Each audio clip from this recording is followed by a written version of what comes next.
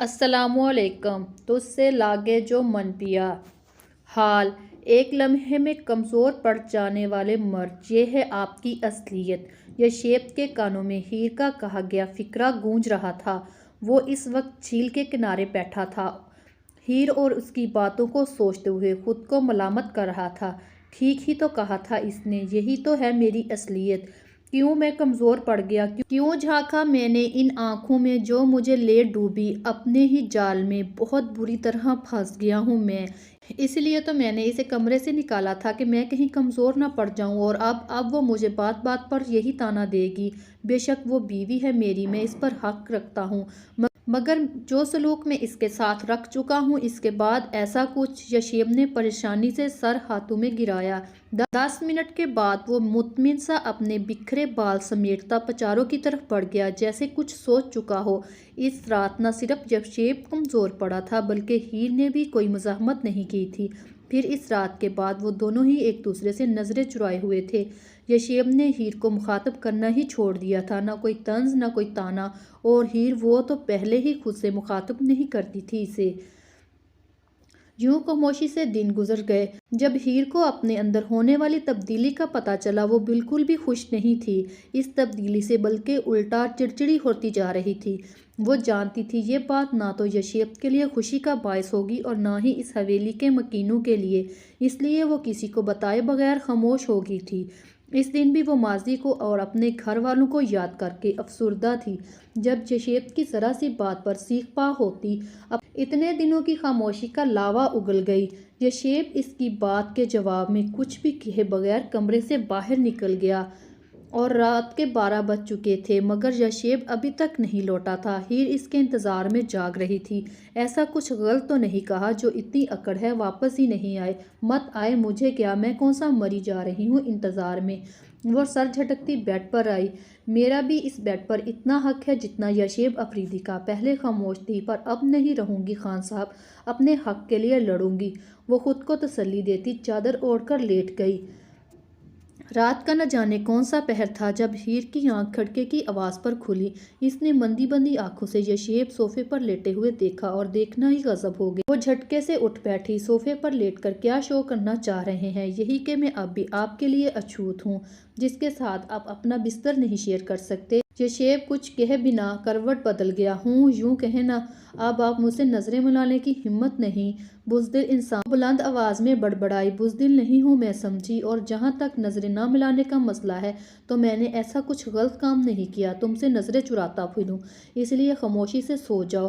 مجھے سونے کے لیے آپ کی پرمیشن نہیں چاہیے تو مت سوؤ، مگر زبان بند رکھو اپنی، مجھے سونا ہے۔ میری زبان ہے، میں کھولوں یا بند رکھوں؟ وہ بدتمیزی سے بولی۔ مسئلہ کیا ہے تمہارا؟ وہ غراتا ہوا اس کی طرف آیا۔ تحمل سے جواب دے رہا ہوں تو اس کا یہ مطلب نہیں کہ سڑ چڑھ جاؤ، اپنی حد مت بھولو۔ بھول چکی ہوں میں سب، یاد ہے تو بس اتنا، میں آپ کی بیوی ہوں اور آپ کے بچے۔ اسٹاپ دس نان سینس، یوں چلا کر کیا باور کرانا چاہ رہی ہو تم؟ یا پھر یہ سمجھ رہی ہو کہ تمہارا یہ ویویلت اور تمہارے کام آئے گا اور میں تمہاری طرف مائل ہو جاؤں گا؟ یہ بھول ہے تمہاری ہیر بی بی، تم میری شرعی بیوی ہو اور میں نے تم سے جائز تعلق بنایا ہے۔ تمہیں کوئی تکلیف ہے تو رہے، آئی ڈونٹ کیئر۔ یشیب سرخ آنکھوں سے دیکھتے ہوئے کہا، مجھے کوئی شوق نہیں آپ کو اپنی طرف مائل کرنے کا، کیونکہ اگر مجھے ایسا کوئی شوق ہوتا تو 3-4 ماہ خود کو کنٹرول نہیں رکھ سکتے تھے یشیب خان افریدی۔ اور اگر آپ کو کیئر نہیں تو مجھے بھی نہیں، سمجھے آپ؟ میں کل ہی اپنے گھر والوں سے ملنے جاؤں گی، اور اگر آپ نے مجھے روکنے کی کوشش کی تو میں خود بھی سکون سے نہیں بیٹھوں گی اور نہ ہی آپ کو بیٹھنے دوں گی۔ ہیر نے دھمکی دی۔ نہ جانے اتنی بہادری اس میں کہاں سے آئی تھی۔ وہ ماضی کی نہ ڈر ہیر بن چکی تھی، شاید ماں بننے کے جذبے نے ہی اسے اتنی ہمت دی جو یشیب کو دو بدو جواب دے رہی تھی۔ کل کی کل دیکھی جائے گی، فی الحال بیڈ سے اٹھ کر اپنی جگہ پر جاؤ۔ کیوں جاؤں؟ جب تعلق جائز ہے تو پھر آپ کو تکلیف کس چیز کی ہے؟ یشیب اس کی بدتمیزی اور بد زبانی سے ٹیمپر لوز کرتا اس پر چڑھ دوڑا، 1-2 اور تیسرا تھپڑ مارنے ہی والا تھا، بیچ میں رک گیا۔ آج کے بعد زبان درازی کی تو سزا اس سے بھی بدتر ہو سکتی ہے، سمجھی؟ اس لیے کسی خوش فہمی میں مت رہنا۔ وہ وارننگ دیتا ہوا سگریٹ اور لائٹر اٹھا کر بالکونی میں نکل گیا۔ پیچھے سے ہیر گھٹنوں میں سر دیے سسک اٹھی۔ وہ تو سمجھی تھی کہ شاید اس کی سزا ختم ہونے جا رہی ہے، مگر نہیں، وہ غلط سمجھی تھی۔ کوئی پوچھے ذرا ان سے کہ دل جب مر گیا ہو تو کیا تنفیذ جائز ہے؟ کوئی پوچھے ذرا ان سے، محبت چھوڑ دینے پر، دلوں کو توڑ دینے پر کوئی فتویٰ نہیں لگتا؟ کوئی پوچھے ذرا ان سے، محبت اس کو کہتے ہیں جو سب کچھ ختم کرتی ہے، دلوں کو بھسم کرتی ہے۔ اگر یہی محبت ہے تو نفرت کسے کہتے ہیں؟ بی بی جان، مجھے آپ سے ضروری بات کرنی ہے۔ ہیر ان کے کمرے میں موجود بات کرنے کی اجازت لے رہی تھی۔ بولو بچے، بی بی جان قرآن پاک کو غلاف میں لپیٹتی بولی۔ بی بی جان، میں اپنے گھر والوں سے ملنا چاہتی ہوں۔ بی بی جان کو وہ کچھ دنوں سے پتلی پتلی اور نڈر سی محسوس ہو رہی تھی، مگر وہ وجہ جاننے سے بچے، مجھے پہلے بھی کوئی اعتراض نہیں تھا اور اب بھی نہیں ہے۔ تم یا شیب سے اجازت لے لو، وہ نہیں دیں گے اجازت، اس لیے صرف آپ کی اور بابا جان کی اجازت چاہیے، بس۔ وہ دو ٹوک بولی۔ بیٹھو، بی بی جان نے اس کا انداز دیکھتے ہوئے کہا۔ ہیر پاس پڑی چیئر پر اٹک گئی۔ اب بولو، کیا ہوا؟ گھر والوں سے کیوں ملنا چاہتی ہو؟ مجھے یاد آ رہی ہے سب کی، اور بنا قصور کے جتنی سزا بھگتنی تھی وہ کافی ہے۔ آپ اپنے بیٹے سے کہیں یا تو مجھے مار دیں یا پھر مجھے میرے گھر والوں سے ملنے دیں۔ یہ شیب سے جھگڑا ہوا ہے کیا؟ بی بی جان تو اس کے دھیمے انداز کی قائل تھی، اور اب وہ جس انداز میں بات کر رہی تھی وہ ان کے لیے حیران کن تھا۔ نہیں، اس نے نفی میں سر ہلایا۔ ہاتھ اٹھایا اس نے تم پر؟ ہیر نے اس کے صحیح اندازے پر جھٹکے سے سر اٹھایا۔ تمہارے گال پر نشان ہے۔ انہوں نے ہیر کے بولنے سے پہلے ہی نشانی بتائی۔ دوبارہ وہ تم پر ہاتھ نہیں اٹھائے گا، تم بے فکر ہو جاؤ، انہوں نے یقین دلایا۔ یہ ہاتھ تو نہ جانے کتنی دفعہ اٹھ چکا ہے بی بی جان، آپ کو معلوم ہی نہیں۔ ہیر دل میں ہم کلام ہوئی۔ بی بی جان، بات ہاتھ اٹھانے کی نہیں ہے، وہ بات تو بے قصور سزا کاٹنے کی ہے، وہ مدھم آواز میں بولی۔ ہیر بچے، تم اس علاقے کی پلی ہوئی ہو، تم سے بہتر کون یہاں کے رسم و رواج جانتا ہوگا، پھر شکوہ کس بات کا؟ بی بی جان، میں تھک چکی ہوں، مایوس ہوئی۔ ہمت سے کام لو، سب ٹھیک ہو جائے گا۔ نہیں ہوگا کچھ بھی ٹھیک، جب شروع سے اب تک نہیں ہو پایا تو پھر اب کیسے ہوگا؟ میں، آپ، ہم سب عورتیں اپنے ہی رشتوں کی خاطر سولی چڑھائی جاتی ہیں اور پھر امید کی جاتی ہے بے زبان جانور بن کر ہر ظلم ہر سزا سہتے جاؤ۔ نہ پہلے کچھ بدلا ہے نہ اب کچھ بدلے گا۔ میں بات کروں گی یا شیب سے کہ تمہیں تمہارے گھر والوں سے ملا لائے؟ بی بی جان نے تسلی دی۔ نہیں، مجھے یا شیب افریدی کی بھیک نہیں چاہیے، مجھے نہیں ملنا گھر والوں سے۔ وہ انکار کرتی روتی ہوئی باہر نکل گئی۔ بی بی جان نے افسردہ ہو کر پاس پڑا فون اٹھایا اور مہرو کا نمبر ڈائل کیا۔ ہیر، ایسے کیوں بیٹھی ہو؟ طبیعت ٹھیک ہے تمہاری؟ مہرو فکر مندی سے پوچھتی ہوئی اس کے سامنے آئی۔ وہ 2 دن پہلے ہی واپس آئی تھی، بی بی جان نے اسے واپس بلوایا تھا۔ میں ٹھیک ہوں بھابھی۔ ہیر ہلکا سا مسکرائی۔ کیا خاک ٹھیک ہو؟ گل بتا رہی تھی تم کھانے پینے میں بھی لاپرواہی برت رہی ہو، اس لیے تو رنگت اتنی پیلی ہوتی جا رہی ہے تمہاری۔ خود کو کیوں سزا دے رہی ہو؟ جب زندگی کا مقصد ہی سزا جھیلنا ہے بھابھی تو پھر پرواہ کرنے کا کیا فائدہ؟ وہ مایوسی سے بولی۔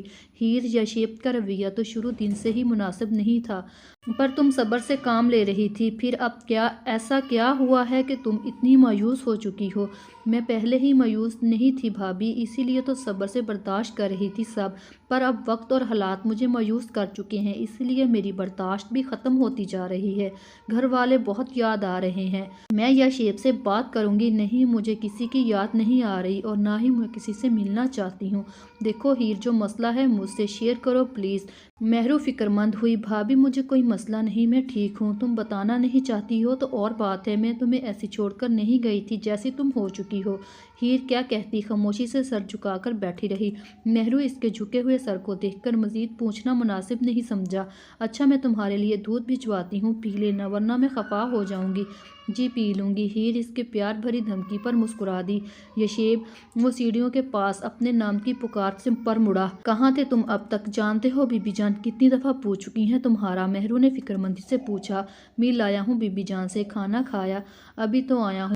آپ نے انویسٹیگیشن شروع کر دی؟ اچھا، فریش ہو کر آ جاؤ، میں لگاتی ہوں کھانا، ابھی آیا۔ وہ کہتا ہوا سیڑھیاں چڑھ گیا۔ کمرے میں داخل ہوتے ہی یشیب کی نظر سامنے جائے نماز پر سجدے کی حالت پر جھکی ہوئی ہیر پر پڑی۔ وہ سر جھٹکتا واش روم میں چلا گیا۔ 15-20 منٹ بعد جب وہ بالوں میں ٹاول رگڑتا باہر نکلا تو ہیر ابھی بھی اسی حالت میں تھی۔ یشیب نے آئینے کے سامنے کھڑے ہو کر بال بنائے اور جان بوجھ کر برش زور سے ڈریسنگ ٹیبل پر پٹکا، مگر اس کے کھٹکے پر بھی ہیر ٹس سے مس نہ ہوئی۔ وہ مشکوک ہوتا اس کی طرف آیا۔ ہیر، ہیر پھر پکارا مگر ہیر نے کوئی جواب نہ دیا۔ یشیب نے فکرمندی سے زمین پر بیٹھ کر ہیر کا کندھا ہلایا۔ ذرا سے جھٹکے پر وہ یشیب کی طرف لڑک گئی۔ ہیر آنکھیں کھولو۔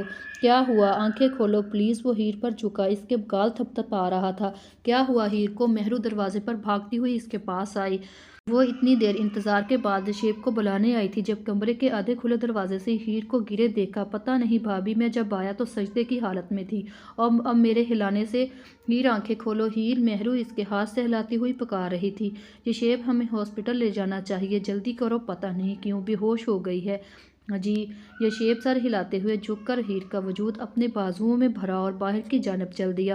تم گاڑی تک لے جاؤ، میں چادر لے کر آتی ہوں، مہرو کہتی جلدی سے اپنے کمرے کی طرف بھاگی۔ چند منٹ بعد یشیب اور مہرو ہیر کے بے ہوش وجود کو لیے ہاسپٹل جا رہے تھے۔ مسز یشار، پیشنٹ سے آپ کا کیا رشتہ ہے؟ ڈاکٹر رضیہ نے مہرو سے پوچھا۔ وہ مہرو کو جانتی تھی کیونکہ ان کے گاؤں کے 2 میل فاصلے پر واقع ہاسپٹل کی یہ خوبصورت عمارت یشیب افریدی اور خاقان افریدی ہی کی محنتوں کا ثمر تھی۔ میری دیورانی ہے، مہرو نے ایک نظر پاس کھڑے یشیب پر ڈال کر اصل رشتہ بتایا۔ ہوں، کب ہوئی شادی؟ آپ یہ بتائیں کہ پیشنٹ کی کنڈیشن کیسی ہے، اس کا بائیو ڈیٹا جان کر کیا کریں گی آپ؟ یشیب ہائپر ہوا۔ تم چپ رہو یشیب۔ اٹس اوکے مسز یشار، میں ان کے مزاج کو اچھی طرح جانتی ہوں، اکثر یہاں کا اسٹاف ان کے غصے سے فیض یاب ہوتا رہتا ہے۔ ڈاکٹر رضیہ نے مسکرا کر کہتے ہوئے ان دونوں کو اپنے ساتھ کمرے میں آنے کا کہا۔ پلیز ہیو اے سیٹ، وہ مسکرا کر بولی۔ یشیب بمشکل اپنا غصہ ضبط کرتا چیئر گھسیٹ کر بیٹھ گیا۔ مہرو اس کے سرخ چہرے سے اس کا غصہ بھانپ گئی تھی۔ پلیز ڈاکٹر رضیہ بتائیں ہیر کیسی ہے؟ شی از فائن ناؤ۔ کیا ہوا تھا؟ اچانک کیسے بے ہوش ہو گئی؟ اس کنڈیشن میں ایسا ہو جاتا ہے مسز یشار، آپ تو خود ایک ماں ہیں۔ ڈاکٹر رضیہ مسکرا کر بولی۔ کیسی کنڈیشن؟ میں سمجھی نہیں۔ ڈاکٹر نے ایک نظر یشیب کو دیکھا جو ٹکٹکی باندھے سامنے لگے وال کلار کو گھور رہا تھا۔ شی از 2 month پریگننسی۔